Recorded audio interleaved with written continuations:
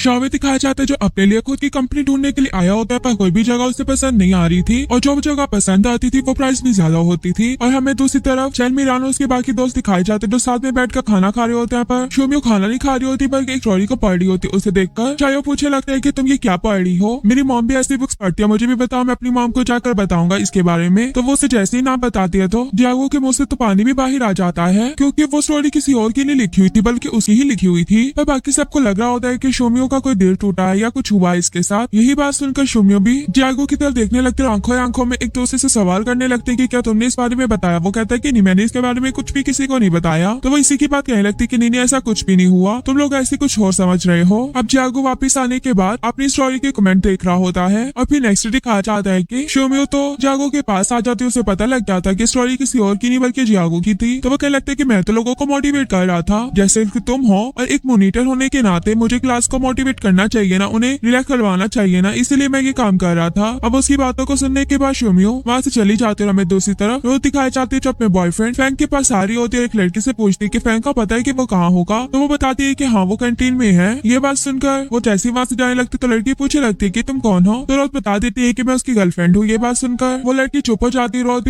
जब कैफे में पहुंचती तो वहाँ पर फैंग को एक लड़की के साथ देखती है जो बहुत ही अच्छा उसको ट्रीट कर रही होती है। ये देखने के बाद भी रोज बुरा नहीं मानती बल्कि फैंग के पास जाते और कहने लगती है कि फैंग, अब फैंग के दोस्त पूछे लगते हैं कि लड़की कौन है। फैंग भी उन्हें बस इसका नहीं बता देता है, पर रोज भी आगे से कुछ भी नहीं कहती बल्कि कहने लगती है कि मैं तुम्हारे लिए बना कर लाई हूँ, अच्छा है ना। पहना कर उसके दोस्तों को भी दिखा रही होती है। अब ये सब देखकर फैंग कहने लगता है कि तुमने खाना नहीं खाया होगा ना, तो कहती कि नहीं खाया, चलो खाने के लिए चलते हैं। ये कहकर वो फैंग को वहाँ से ले जाती है, पर उसके साथ जो लड़की बैठी थी वो काफी जेलस हो गई थी। बाकी दोस्त उसके सोचने लगते हैं कि इसने अपनी गर्लफ्रेंड के बारे में कभी हमें बताया तो नहीं। बाहर जाने के बाद फैंग उससे पूछे लगता है कि तुम यहाँ पर कैसे आई। वो कहने लगती है कि मैं तुम्हें मिस कर रही थी, क्या तुम मुझे मिस नहीं कर रहे। तो वो कहने लगता है कि क्यों नहीं मैं मिस करूंगा। इधर दूसरी तरफ शावे दिखाया जाता है जिसको एक जगह फाइनली पसंद आ चुकी थी। वो उसी की मरम्मत के बारे में बता रहा होता है कि कहाँ से ठीक करना है। वो लोग ये सब काम ले तो लेते हैं पर कहने लगते हैं कि जितना काम जल्दी आप करवाना चाहते हो इतना काम जल्दी नहीं हो सकता, अगर करवाना है तो हमें डबल चार्ज करना पड़ेगा। ये बात सुनकर शावे कहने लगता है कि मैंने तो नहीं देना। तो वो भी वहाँ से जाने लगता है, पर जल्दी से मैनेजर से रोक लेता है। कहने लगता है कि आप लोग यहीं पर रुको, मैं शावे से बात करता हूँ। शावे से कहने लगता है कि हमें और कोई भी नहीं मिलेगा, इनको किसी न किसी तरह मना लो। अब शावे भी ये बात सुनकर उनको कह देता है कि आप लोगों को ज्यादा पैसे भी दिए जाएंगे और साथ ही साथ खाना भी दिया जाएगा। अब उसके खाने वाली बात से वो कहने लगता है कि हमारे पास इतने पैसे तो नहीं कि हम किसी को खाना खिला सके। शावे कहता है कि वो देखा जाएगा। ये कहकर वो वहाँ से चला जाता है। अभी दिखाया जाता है कि बास्केटबॉल का मैच हो रहा होता है और दूसरी तरफ शोमियो चैनमिरान के साथ होती है, क्योंकि शोमियो और चैनमिरान दोनों ने ही चीयर लीडिंग डांस में पार्टिसिपेट किया हुआ था।